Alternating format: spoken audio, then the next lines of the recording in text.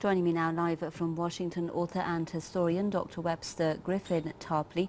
I'd also like to introduce with us from Beirut with the Center for Middle East Studies and Public Relations, Mr. Mufid Jaber, and also with the Baltimore chapter of the Southern Christian Leadership Conference, Dr. Randy Short, with us from Washington. Thank you very much, gentlemen, for being on News Analysis. My first question to our guest in Washington, Dr. Tarpley. There was this article I was reading by one British photojournalist, Dr. Tarpley, who was briefly abducted in Syria, and he was saying that he was shocked by the fact that there was not a Syrian in his side among his abductors, and that he was shot by a British militant, that in fact several of his abductees had South London accents. So the question is this actually on the ground a US-led proxy war with all options in play in this quest for regime change, including the option of kidnappings?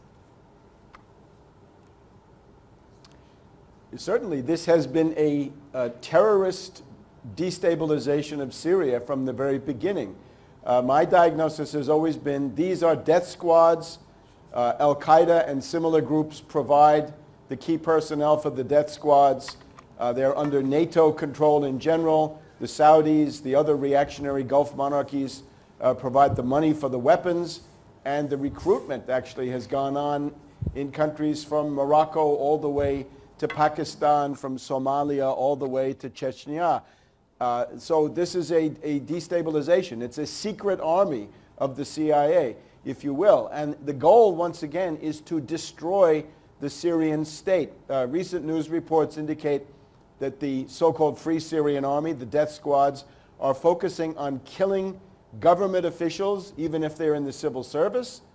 The government is targeted. They're also attempting to kill scientists, because these people are also considered to be supporters of Assad. And as we've seen on July 18th, a huge terrorist attack on the Syrian government, killing the defense minister and other top personnel. And now the 50 Iranian pilgrims. So there is no doubt this is terrorism. Al-Qaeda has always been, as you point out, the CIA Arab Legion, and it continues to do this. And the Saudi role, of course, is absolutely critical. This has now been on American television. We have network correspondents north of Aleppo saying that they're talking to rebel commanders, and the rebel commanders say, yes, we have Al-Qaeda here, pictures of the Al-Qaeda flag and so forth. So there is no doubt. Right. Mr. Mufid Jaber now in Beirut. NBC News reported this past week that the militarized Syrian opposition has now received its first batch of surface-to-air missiles via Washington's NATO ally Turkey.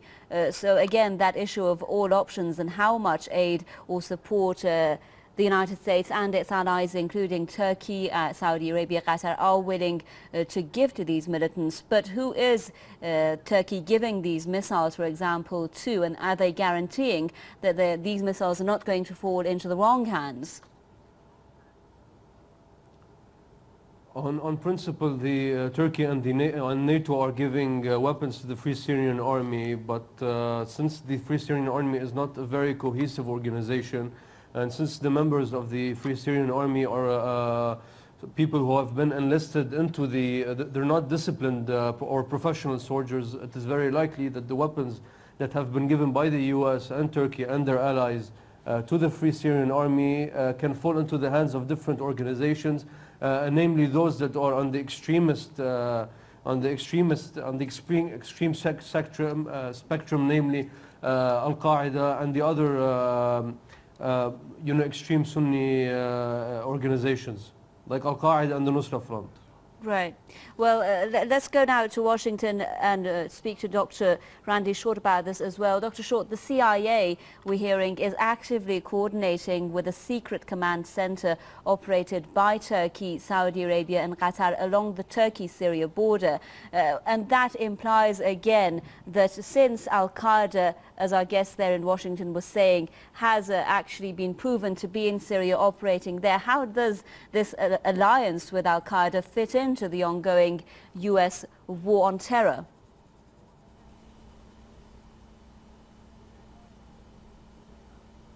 Well, I mean, the war on terror is a farce. It is a way to for the rich to steal from the poor, where we can be in perpetual war, so you'll have austerity programs where you'll have 1% of the people have everything and the 99% have nothing. That's one. Al-Qaeda is a U.S. creation. It's almost like a crusader foreign legion.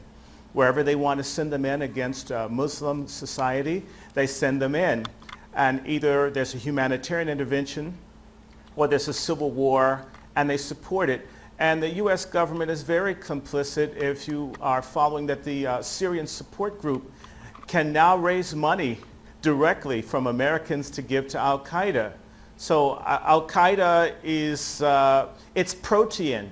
It serves whatever need that they want when they want it. And Dr. Tarpley, again, some are saying and this proves when you have these... Yeah, I'll just go to Dr. Tarpley now. I'll come back to you, Mr. Short. Some are saying, Dr. Tarpley, that the US and its allies are doing, as Dr. Short was saying there, what they did in Afghanistan against the Soviets. They created the militants there that then became Al-Qaeda, that then became their enemies. Are they creating another terrorist entity now in Syria? Would you agree with that analysis? I think, again, the goal is to break up the current Syrian state, go for micro-states, mini-states, failed states, entities of all types. They're accusing Assad of wanting to break up the country, which I think is quite fantastic. The big news, however, today is that, according to some reports, the Syrian government forces have actually captured Turkish and Saudi active-duty military officers directing these rebels. So with this, it couldn't be clearer. This is a tentacle of NATO and of the Saudi monarchy, and those officers are on the ground. Now, we've had reports in the past that Syria had captured French officers. I think they would be well advised to show them if this is the case. Let world public opinion see what is exactly going on. And of course, with Al-Qaeda, for the whole history of Al-Qaeda, the money has come from Saudi Arabia, right? That's how Osama bin Laden got started in the 1980s as a kind of a bagman or paymaster. However, today the question is whether Saudi Arabia can continue to fulfill that role. Aren't the Saudis now looking very overextended? Aren't they facing a blowback from all these revolutions that they have fomented? Yesterday here in Washington, the Washington Post published an article by David Ignatius, who's tied into the State Department, and he quoted Press TV in one of his articles. He says, is Saudi Arabia on the brink of a revolution? And he quoted the remarks made a couple of days ago by Mr. Ali Al-Ahmed on Press TV about the spreading of the rebellion inside Saudi Arabia, how the end of Ramadan will mark an escalation of this, right, and how indeed factions are beginning to form in the royal family that could lead to a destabilization of Saudi Arabia. This would, of course, put a monkey wrench into the NATO plans for Syria. Right. Well, I'll just actually refer to some reports now that's been spread saying that President Obama signed a secret order earlier this year, and that was when the US was publicly voicing support for Kofi Annan's peace plan. And that signing was about permitting the CIA and other US agencies to provide support that could help the militants oust Assad, according to those reports. Now, Mr. Mufid Jabir, I'd like to put this question to you. Do you think then that based on this, there was initially and originally a concerted effort to disrupt that peace plan that for now, of course, seems very unlikely to work with Kofi Annan resigning? Initially, the U.S. wanted to make the Syrian government led by President Assad kneel down, but now its goal has changed, and their goal is to effectively remove Bashar al-Assad from power. So, yes, the United States is making a great deal of effort into arming the militants, and its only goal up until this point is to replace the government of Bashar al-Assad with one which would be more loyal towards more loyal to the U.S. as well as the allies of the U.S., namely Saudi Arabia and Qatar, and a government that would be in line with the foreign policy of the U.S. and Saudi Arabia and Qatar. So while the U.S. in the beginning of the conflict, they weren't this enthusiastic about arming the opposition, but now we have reached a completely different stage. Now the U.S. are doing as much as they could to provide the Syrian militants with intelligence reports that would allow them to gain the upper hand in this conflict. Right, so Dr. Randy Shaw, the question that now comes to mind is there a plan to prolong this war, for this to be a protracted war that's going to rather destroy Syria from within, or is this plan about doing rather the militants and their backers doing all they can to bring the Assad regime down? Which one of these is the ultimate goal?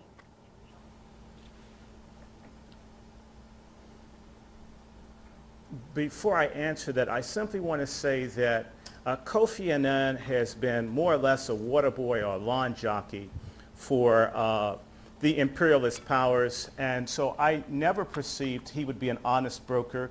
He was there to buy time as they gathered their forces to destroy the nation of Syria and bring down the regime of Bashar al-Assad.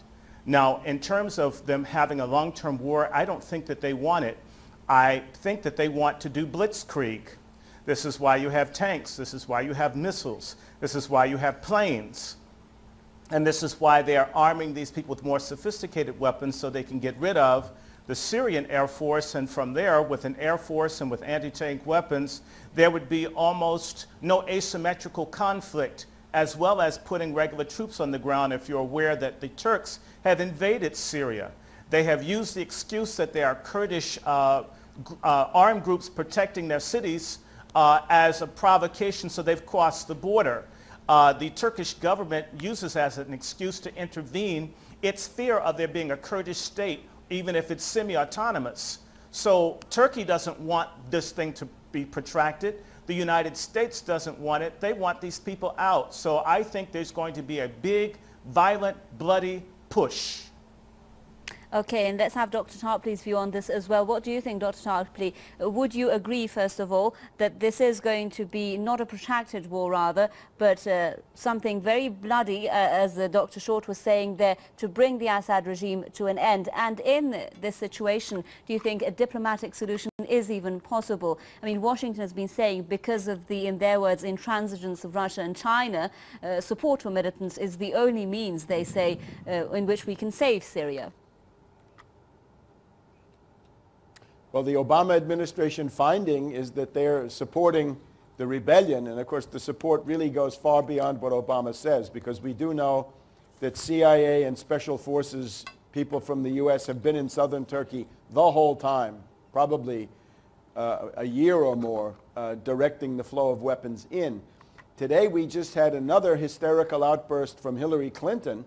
She sounds like a lady in a big hurry, and part of it is that this is becoming an embarrassment to Obama's re-election campaign. But the other problem, again, is the logistical weakness. What happens if Saudi Arabia, Qatar, and some other Gulf states, and maybe Jordan, which could easily get sucked into this, what happens if you get revolutions starting in those countries? What does that do to the supply lines for these death squads inside Syria? So it seems to me there's a sense of urgency on the part of the NATO side. The other question is, how about some of these other places, right? Bahrain always deserves to be mentioned. There's a lot going on there the Western media don't talk about. There's Kuwait, the Emirates, Oman, and once again Jordan. So all of these places, it seems to me, are actually ripe for real revolutions, which would probably aim at the overthrow of these outmoded, obsolete royal dynasties that have been trampling on human rights there for so long. Right, Mr. Mufti Jaber, a lot of people have been saying now that the ranks of those Syrians who did want reforms in the first place, or who still want it now and are desperately actually looking for it, they're slowly realizing that the uprising against President Assad has taken a new and a darker form, and that they cannot now trust this form of opposition, the militarized opposition, the foreign-backed opposition, because of the atrocities we're hearing about taking place. They can't trust that opposition to bring them what they've been looking for maybe originally in Syria. What do you think? Yes, yes. The protests in Syria began with legitimate demands for political rights and economic rights, but they have turned into a completely different thing. One which is basically a struggle between the imperialist forces led by the US and supported by Saudi Arabia and Qatar and Turkey and Israel covertly, and forces that are loyal to the resistance. It is no longer a question of political reforms. It has taken a completely different form. Now even those who opposed Assad and were even vehemently opposed to Assad during the entire reign of Hafez al-Assad and Bashar al-Assad, people who have lived outside of Syria for so many years, are now backing even reluctantly the Syrian government, because it is no longer, as I said, a problem of reforms. It is a war that is being waged on Syria in order to undermine its geopolitical position and its position as a facilitator for the flow of weapons to the resistance in Lebanon. So this is a war that is being waged on the Syrian government, not because of its nature as a regime that doesn't provide any political freedoms, but as a regime that has always supported the resistance. And so now even those who oppose the Syrian regime are initially now coming to support it, facing those who have only recently defected to the opposition by being offered financial incentives by Qatar and Saudi Arabia. Right, Dr. Short, a lot of people, when they're speaking about what should be done, what's the solution for the current situation that Syria is facing, how should we attempt to and try and stop this bloodshed? Some are saying that the comprehensive peace talks are required involving all regional players. Some are saying that political dialogue inside of Syria. But how practical do you think these solutions are going to be, and what role can Beijing and Moscow play in this kind of a solution?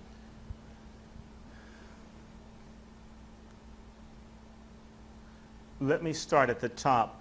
The Chinese will be negligible because the Chinese really do believe, quite stupidly, that there's a nonviolent way to deal with the maniacal greediness of the Western imperialist powers. That's one. They should have learned that with the Opium Wars, that it's not done that way.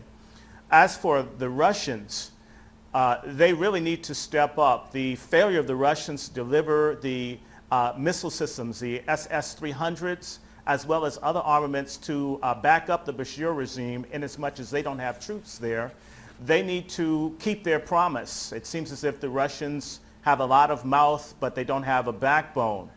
Now, at the same time, there were about 12 nations, and takes Syria out, 11 nations that refused to vote against Syria, and 32 that abstained, or 31 that abstained. It seems as if those nations could come together and organize a peace force themselves, which would also necessarily involve Iran as a major stakeholder in this.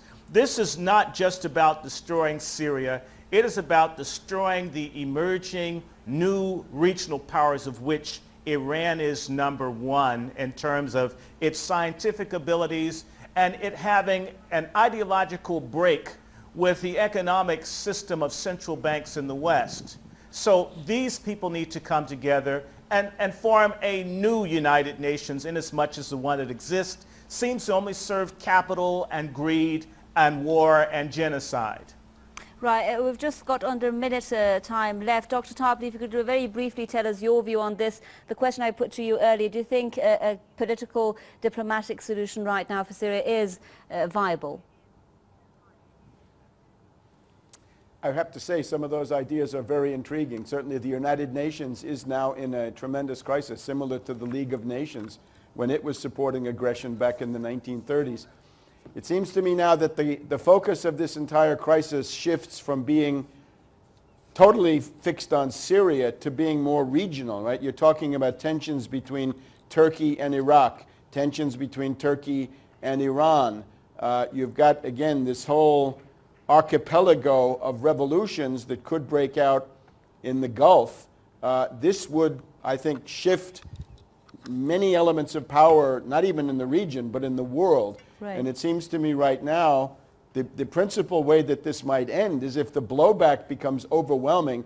If Saudi Arabia goes into revolution, then you'll see the imperialists shift their assets to try to shore up the regime in Riyadh.